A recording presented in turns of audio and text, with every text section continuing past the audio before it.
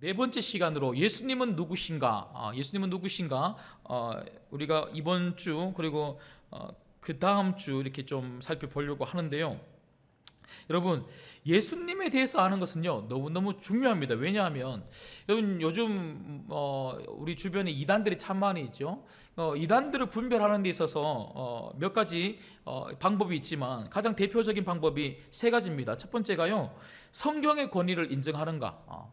여러분, 전통 기독교 우리들은요 성경의 권위를 굉장히 중요하게 생각합니다. 말씀 있는 그대로 믿고 이 말씀을 굉장히 소중하게 다루고 이 말씀이 말하는 바를 목사인 저도 그렇지만 여러분들도 말씀 그대로를 이렇게 해석해내려고 굉장히 노력을 하죠. 그런데 이단들 어떻습니까? 말씀을 자기 멋대로 해석을 합니다. 말씀을 여기 갖다 붙였다가 저렇게 갖다 붙였다가 이 말씀 저 말씀은 뭐 이렇게 짝복음이라 그러죠. 서로 연결해서 자기들 마음대로 말씀을 바꾸어 버리더라는 것이죠. 그래서 이단을 분별할 때 가장 중요한 것은 성경의 권위를 인정하는가. 그런가 하면 두 번째는요, 교리가 성경적인가? 그러니까 이단들도 자기들 나름대로의 교리가 있죠. 그런데 말씀을 마음대로 그렇게 해석하다가 보니까요, 교리도 당연히 성경적이지 않겠죠. 그래서 이단들의 교리를 보면요, 굉장히 자의적이고 인간적인 자기들 멋대로 그렇게 교리를 해석해 내는 것들을 보게 되죠. 근데 마지막 세 번째로 가장 중요한 이단 분별의 가장 중요한 방법은요, 예수님을 믿는가입니다. 예수님 믿는가. 여러분, 이단들을 보면요 자기가 예수님이라고 그래요. 자기가 예수라 그러고 자기가 제 이름 주라 그러고 다 이렇게 거짓말을 하죠. 우리는요 예수님을 정말 믿는 그런 교회를 온전한 교회라고 이야기를 합니다. 이만큼 예수님에 대한 생각과 예수님에 대한 올바른 지식이 없을 때 우리는 이단으로 쉽게 빠질 수밖에 없고, 그리고 잘못된 것을 분별할 수가 없다라는 것이죠. 물론 우리가 하나님에 대해서 아는 것도 중요하고, 우리가 다음 시간에는 또 성령님에 대해서 또 우리가 그렇게 배울 거고, 계속 말씀을 통해서 믿음의 본질에 대해서 우리가 살펴보겠지만, 정말 그 어떤 것보다 우리들에게 중요한 게 있다면 바로 예수님이 누구신가를 우리가 제대로 알고 그분을 믿는 것이 그렇게 중요하겠다 하는 것이죠. 특히 저는요 예수님이 누구신가라는 이 주제를 가지고 여러분들에게 말씀을 전하고자 할 때 어떤 본문을 가지고 예수님을 전하면 좋을까 생각을 하다가 굉장히 고민됐습니다. 왜냐하면요 여러분, 성경 어디를 펼쳐도 예수님 이야기 아닌 곳이 있습니까? 없습니까? 없죠.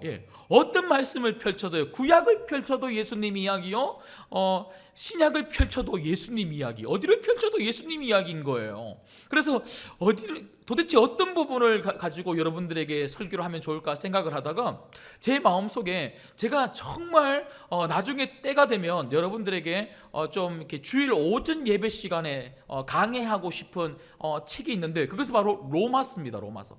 여러분, 저는요 바울을 너무너무 좋아합니다. 특별히 바울이 쓴 14개의 서신서 중에 저는 로마서를 가장 사랑하는데요, 이 로마서만큼 정말 복음을 그리고 예수님에 대해서 제대로 설명하고 있는 책은 없다고 저는 그렇게 생각할 정도로 로마서를 참 좋아합니다.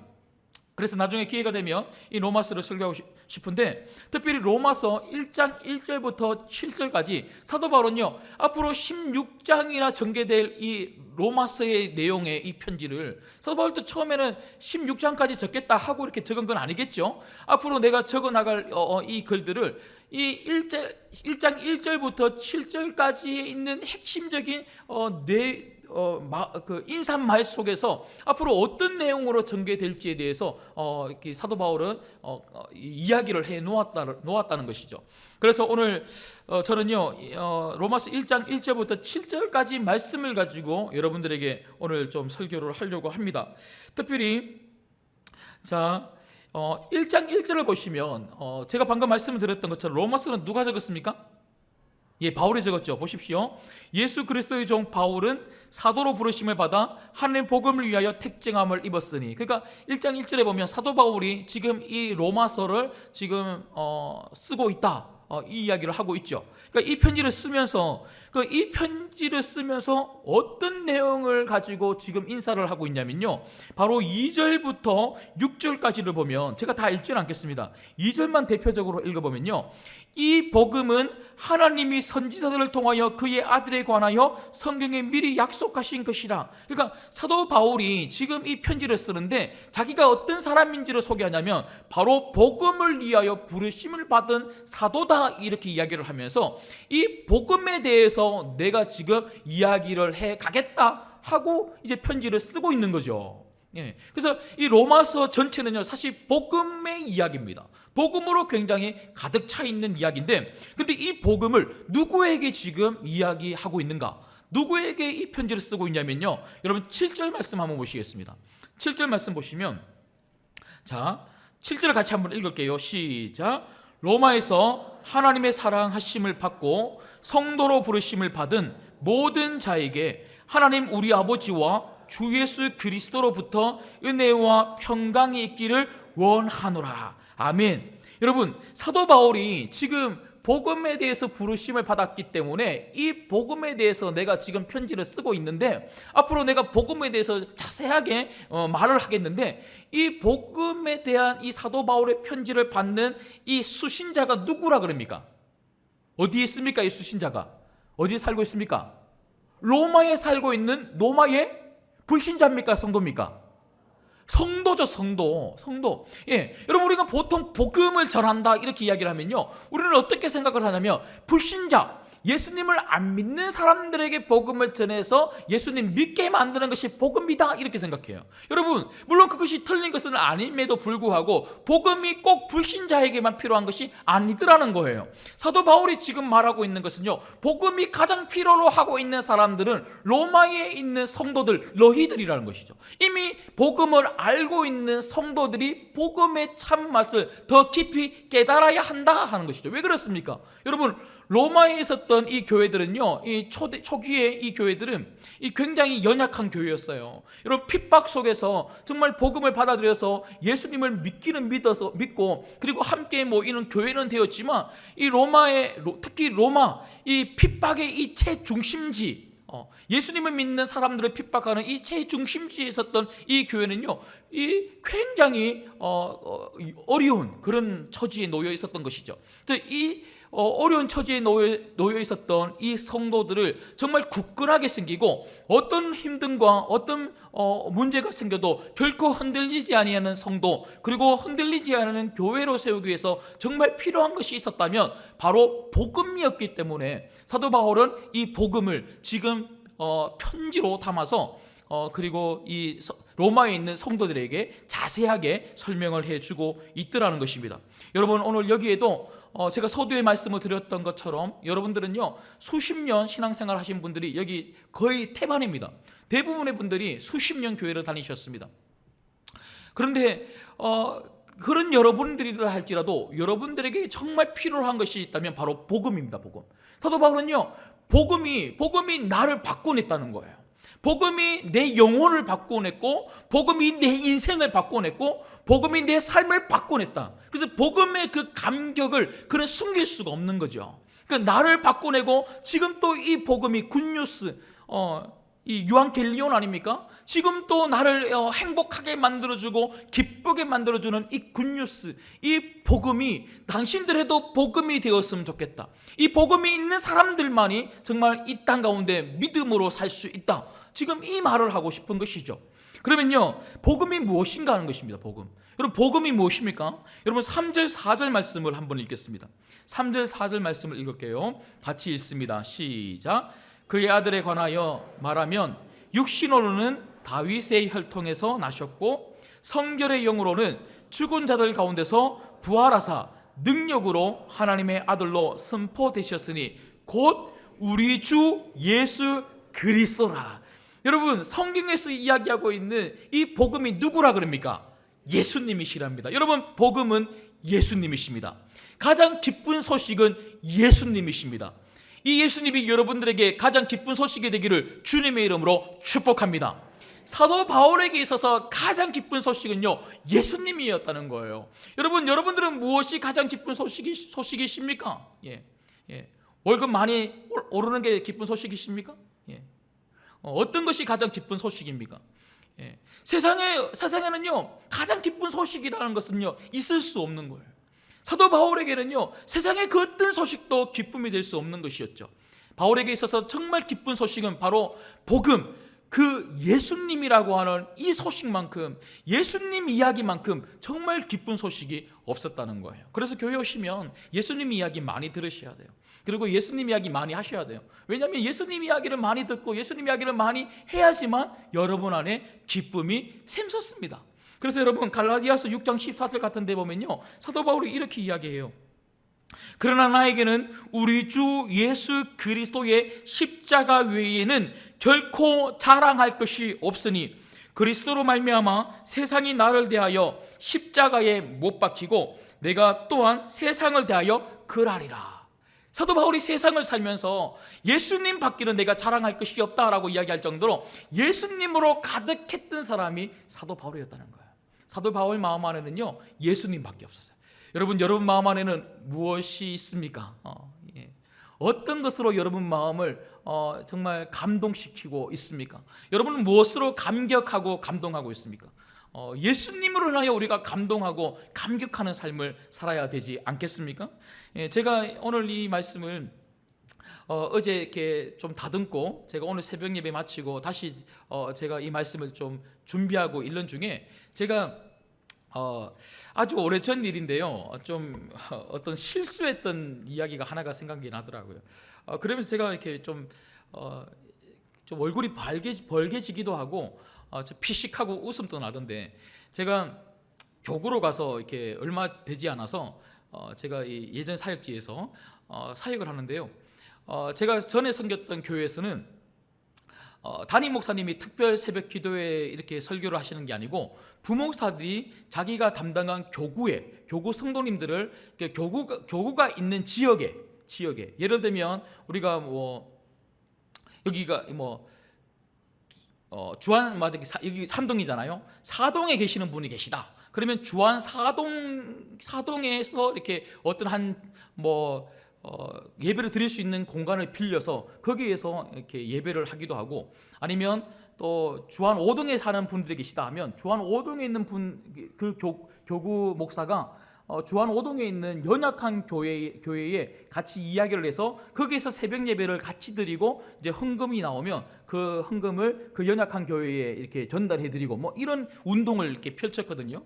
그래서 저도 이렇게 제가 섬겼던 그 지역에 한 교회의 목사님하고 같이 이야기를 해서 제가 일주일 동안 새벽 예배를 그곳에 가서 설교를 그렇게 하고 같이 이렇게 특별 새벽 기도회를 했는데요. 그런데 한 목요일쯤 되니까 이게 이 특별 새벽 기도회만 제가 이렇게 설교를 하는 게 아니잖아요. 그러니까 또 그렇게 하고 나면 또 하루 온종일 또 신방 다니죠. 그리고 교회 일을 봐야죠. 또 교회 맡은 게 뭐 한 4-5개 되니까 그걸 처리하다 보니까 이 몸이 너무 피곤한 거예요. 그런데 새벽에 제가 알람을 맞추고 분명히 알람을 맞췄거든요. 그런데 이 알람이 안 울리는 거 있죠. 울렸겠죠. 근데 제가 꺼버린 거예요. 그런데 계속 뭔가 이렇게 잠결에 아름다운 노래 소리가 자꾸 들리는 거예요. 가만히 보니까 제 핸드폰에 벨 소리인 거죠. 근데 그게 그렇게 노래 소리로 들리면서 계속 자고 있었는데, 근데 계속 울리니까 뭐지 하고 눈을 딱 뜨는데 시계를 딱 보니까 새벽 5시인 거예요. 5시가 예배거든요. 근데 제 폰에는 전화기가 울리고 있어요. 보니까 저희 교구의 이 대표 리더신 거예요. 제가 전화를 딱 받으니까 목사님 마세요 이러는 거예요. 제가 갈게요 하고 전화를 끊고는 저희 아내 깨워서 같이 막 나오면서 옷을 입고 제가 막 멈춰가지고 빨리 갔는데 한 10분 정도 걸렸나 봐요.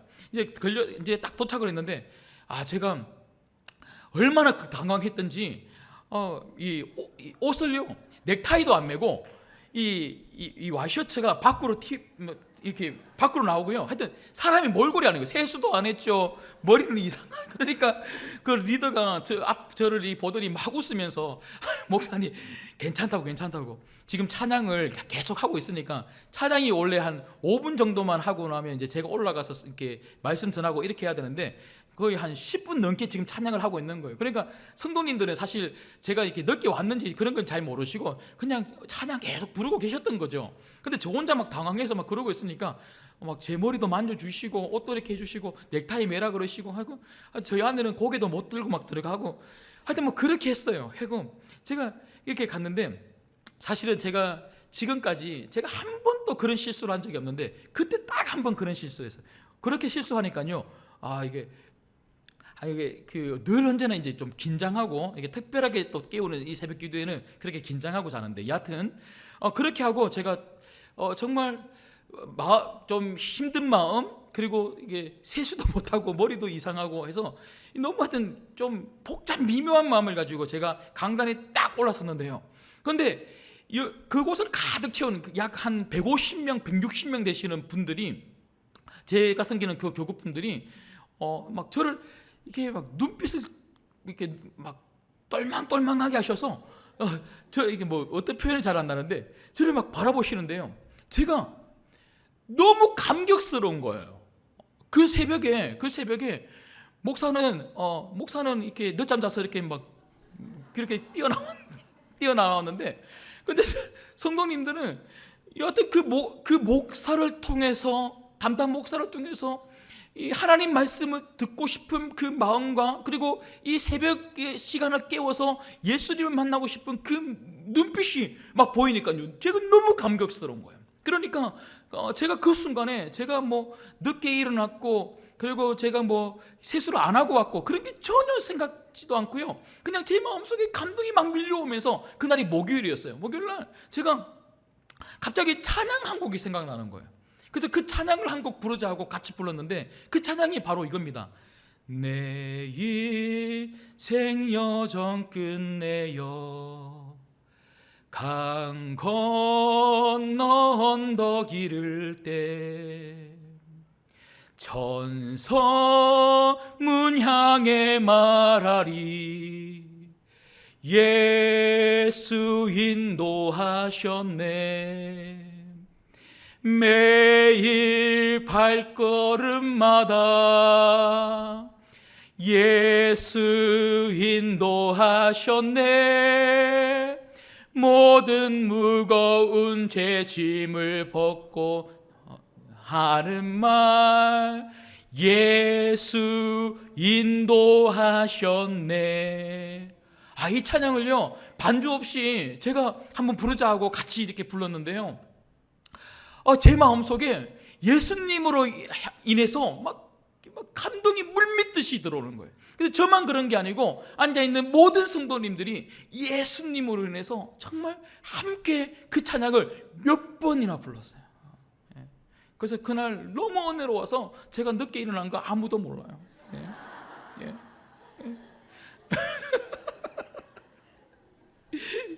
여러분 우리 안에 이런 감동이 좀 있어야 되지 않겠습니까?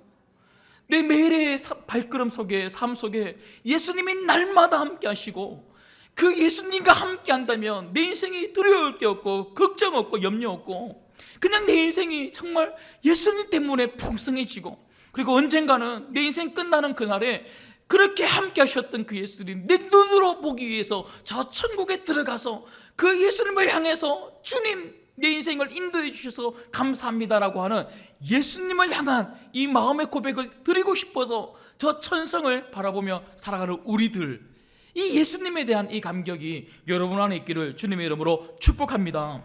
그래서 여러분 교회는요 이런 예수님으로 가득해야 되고요 기독교의 본질은 기독교의 핵심은 바로 이런 예수님이라는 것이죠. 그래서 이 예수님에 대해서 내가 얼마나 바르게 알고 있고 이 예수님을 얼마나 믿고 있고 이 예수님과 함께 날마다 동행하고 있는가는 참 중요하더라는 것입니다.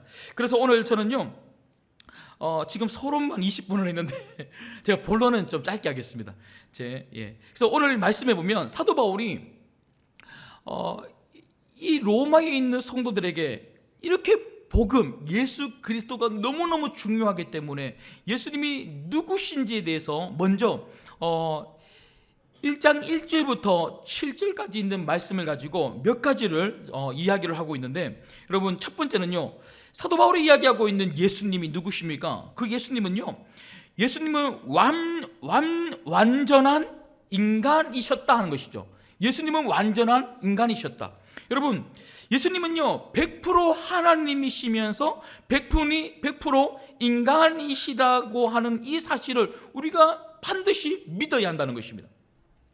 여러분, 오늘 3절 말씀을 보시면 3절 말씀에 사도 바울이 이렇게 이야기하고 있습니다.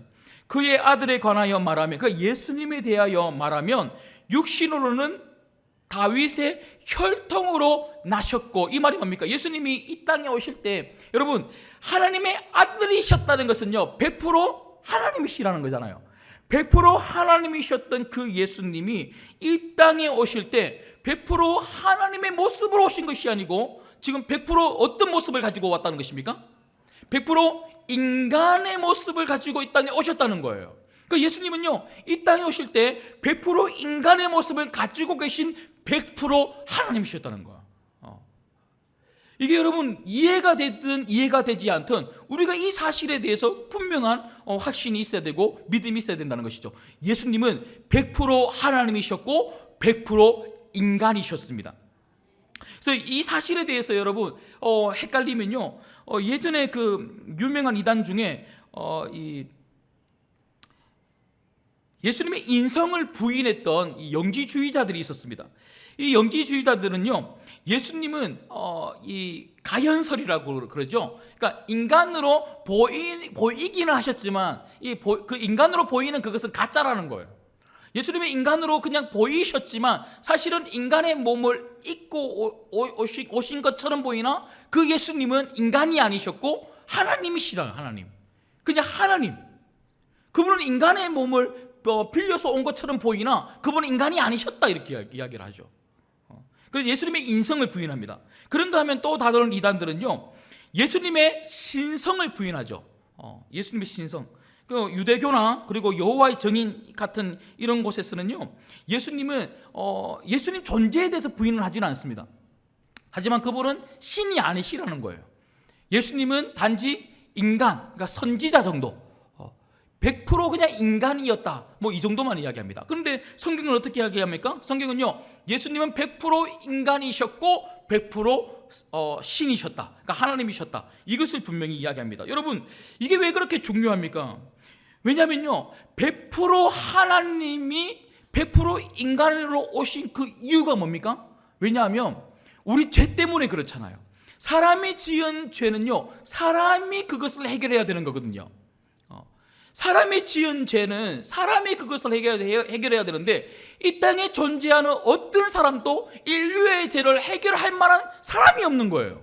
그럼 어떻게 합니까? 하나님이 그것을 해결해야만 하셨던 것이죠. 근데 하나님이 하나님으로 오시기는 어려운 거예요. 그렇게 해서는 인간의 죄가 해결이 안 되는 거죠. 인간의 죄를 인간이 해결해야 되는데, 그래서 어떻게 합니까? 하나님이 인간의 몸을 입고 이 땅에 오신 거죠. 우리 죄를 해결하기 위해서 그 방법을 하나님이 취하셨다는 것이죠.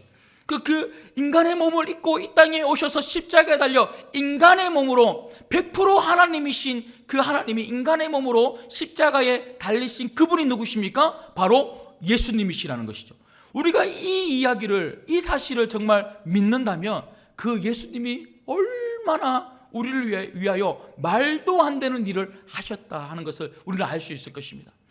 나를 위해서 나 하나 살리시려고, 우리 살리시려고 100% 하나님이신 예수님이 100% 인간의 몸을 입고 도저히 있을 수 없는 이 일을 해 주셨다는 것이죠. 여러분, 이 예수님을 정말 믿으시고 이 예수님 앞에 여러분 마음을 드리고 감사함을 드릴 수 있기를 주님의 이름으로 축복합니다. 그런가 하면 두 번째는요, 오늘 사도 바울이 이야기하는 예수님 누구십니까? 예수님은 능력의 하나님이시다 하는 것입니다. 능력의 하나님. 여러분, 오늘 4절 말씀을 한번 보시겠습니다.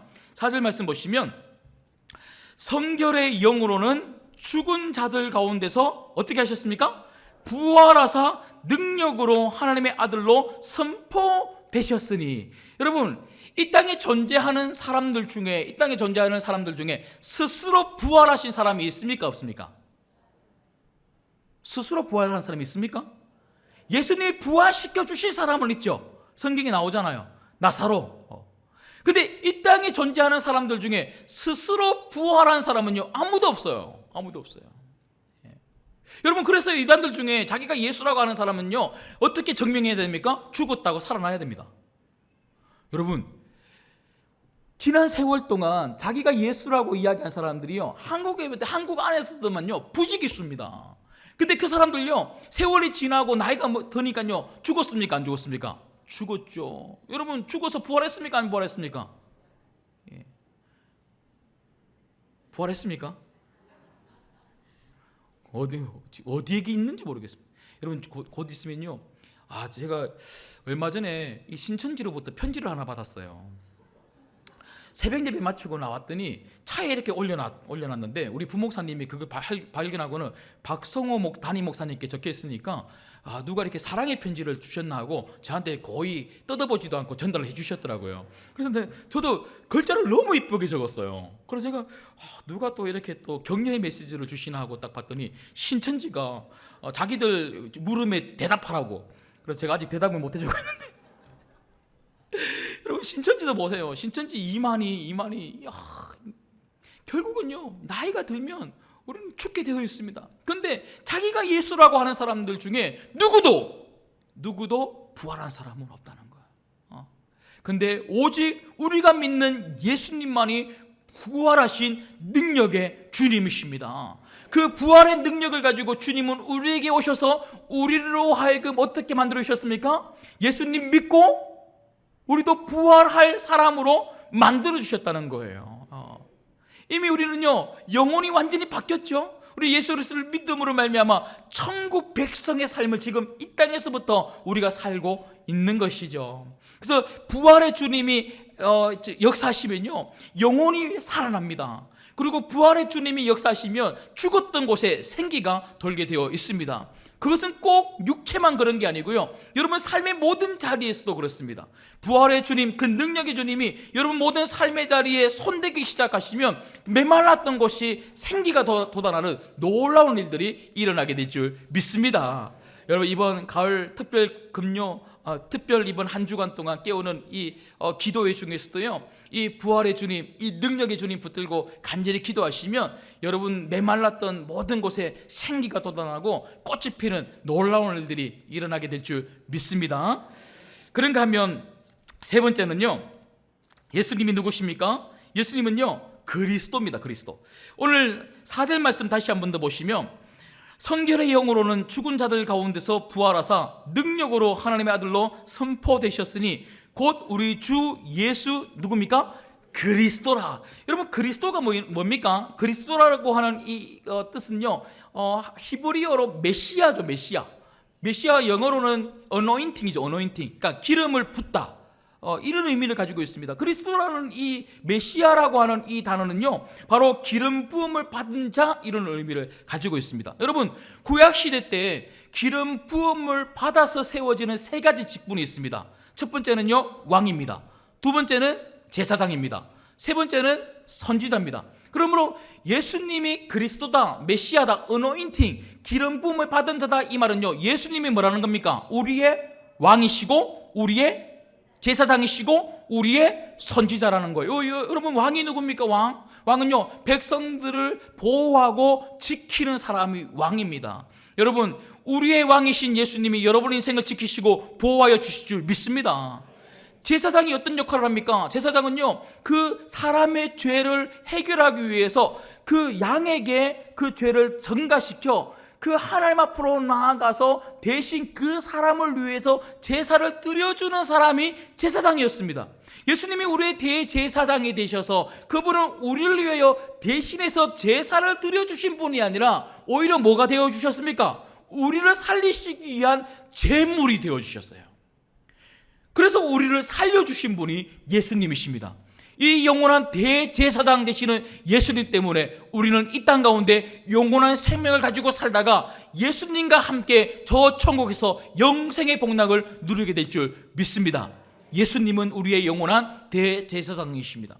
그런가 하면 선지자는 무슨 역할을 합니까? 하나님 말씀을 대언해 주는 사람이 선지자입니다. 여러분, 예수님은요 하나님 말씀 그 자체예요. 예수님은 말씀 그 자체입니다. 요한복음 1장 1절 2절을 보면요, 예수님이 육신으로 이 땅에 오셔서 그분이 뭐가 되셨다 그럽니까? 말씀이 되셨다 그래요. 말씀. 예수님 자체가 말씀이십니다. 그래서 여러분, 이 성경에 있는 이 말씀을 통하여 여러분들이 누구를 만납니까? 말씀 되시는 예수님을 만나는 겁니다. 그런가 하면 마지막으로 네 번째로, 오늘 본문에 보니까요 사도 바울이 예수님에 대해서 설명을 하면서 예수님을 누구로 소개하고 있냐면, 예수님은 우리의 주님이시다라는 것이죠. 주님이시다. 4절 말씀 다시 한 번 더 보시면, 성결의 영으로는 죽은 자들 가운데서 부활하사 능력으로 하나님의 아들로 선포되셨으니 곧 우리 누구라고요?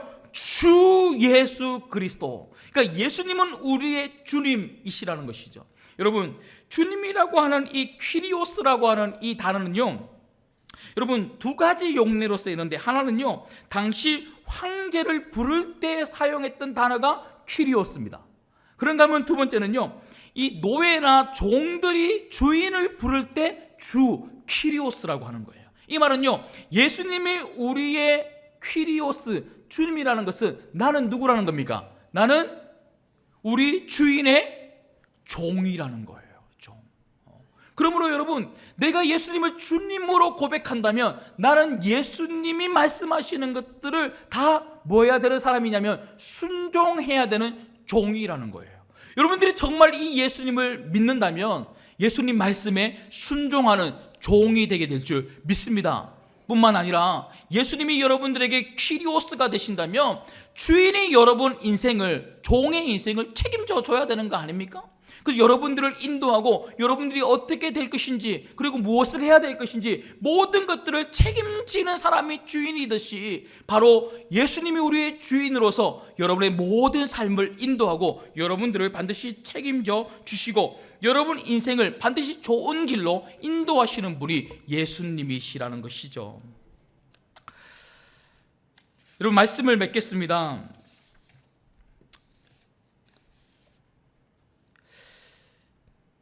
여러분의 삶이 이 예수님으로 가득하기를 정말 소망합니다. 이 예수님으로 충만하시기를 정말 소망합니다. 그리고 이 예수님만 믿으시기를 정말 원합니다. 예수님은 여러분을 살리시기 위하여 인간의 몸으로 오신 100% 하나님이셨고 100% 인간이셨습니다. 예수님은요, 여러분의 인생의 모든 부분에 생기를 불어넣어 주시는 부활하신 능력의 주님이십니다. 예수님은 그리스도이십니다. 그분은 여러분에게 참된 왕이시요 영원한 대제사장이 되셔서 여러분들을 책임지시고 여러분들을 살려주셨습니다. 그리고 예수님은 여러분들에게 참된 말씀이 되십니다. 그래서 예수님의 그 말씀을 통하여 여러분들에게 하나님의 뜻을 공급해 주신다는 것이죠. 그리고 예수님은 여러분의 주인이십니다. 그 주인이 여러분을 반드시 책임집니다. 그 주인 앞에 여러분들이 순종하면 여러분 인생이 복되게 될 줄 믿습니다. 이 예수 그리스도에게 여러분 인생을 맡기시고, 이 예수 그리스도에게 여러분의 인생을 맡김으로 말미암아 여러분의 모든 문제를 해결받고 살아가시기를, 그래서 거룩한 예수님의 사람이 되시기를 주님의 이름으로 축복합니다.